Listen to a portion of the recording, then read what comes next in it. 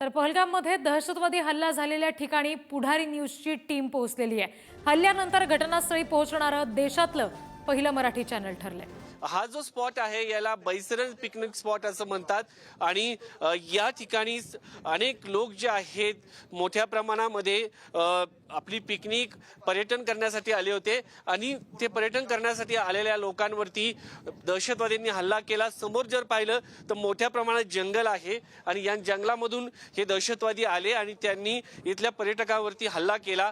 हल्ला केल्यानंतर मोठ्या प्रमाणात जे आपले पर्यटक होते त्या पर्यटकांवरती गोळीबार झाला। त्याच्यामध्ये काही लोक जखमी झाले आणि 26 लोक जे आहेत पर्यटक जे आहेत ते जखमी झाल्याचं आपल्याला 26 लोकांचा मृत्यू झाल्याचं आपल्याला पाहायला मिळालं।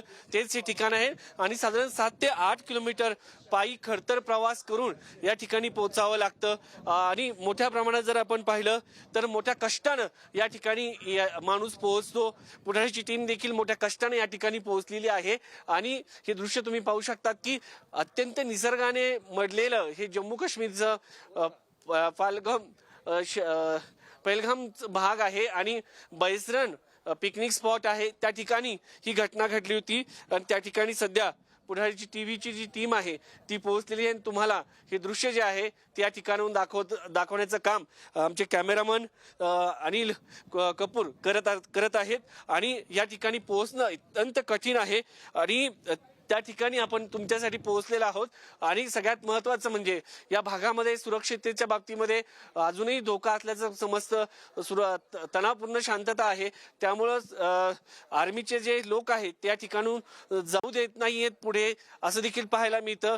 तर मोठ्या प्रमाणात लोकांना जो त्रास आहे तो देखील होतो आणि बाजूला जर पाहिलं तर देवदार जी वृक्ष आहेत ती मोठ्या प्रमाणात आहे। पूर्ण जंगल ह्या भागामध्ये आहे। याच भागामध्ये हे जे लोक आहेत त्यांनी हल्ला करून या ठिकाणून ते पळाल्याचं आपल्याला पाहायला मिळालं। तर एकंदरीत जर पाहिलं तर हा अत्यंत खडतर असा प्रवास आहे।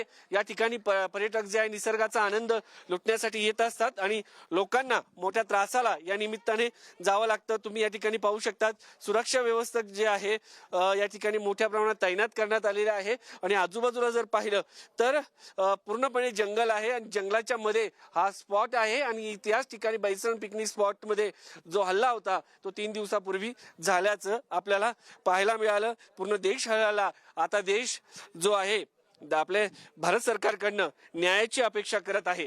तर एकंदरीत जर पाहिलं तर या ठिकाणी आजही आपल्याला तणावपूर्ण शांतता जी आहे ती आपल्याला पाहायला मिळते।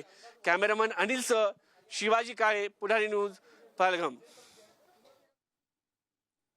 थेट काश्मीरमधली ज्या ठिकाणी हा हल्ला झाला त्या घटनास्थळावरून पहलगाममधून आमचे प्रतिनिधी शिवाजी काळे आणि कॅमेरामन अनिल कपूर ही सगळी दृश्य आपल्यापर्यंत पोहोचवत आहेत।